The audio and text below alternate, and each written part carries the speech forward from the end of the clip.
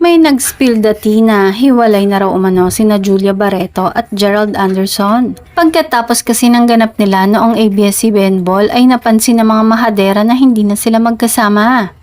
May mga chika pang noong gabi ng ball ay nag-separate ways na sila dahil hindi sila magkasamang umuwi. Cited na tipsy si Je samantalang nagstay umano si Julia in the company of her friends. Pansin din ng mga nagmamarisol na di na umano nila like ni Je ang post ni Julia bagamat nakafollow pa sila sa isa't isa. Samantala, ang nakakaloka ay nadawit ang pangalan ng aktres na si Kim Chiu pero hindi dahil siya ang third party kundi muling nabuhayan ng mga Kim Emerald fans na umaasa na baka daw si Kim at Gerald ang endgame. Ayon kasi sa source ay gustong-gusto daw talaga ni Gerald na makatrabaho muli si Kim which is ayos lang naman daw dahil good terms sila ng aktres noong maghiwalay.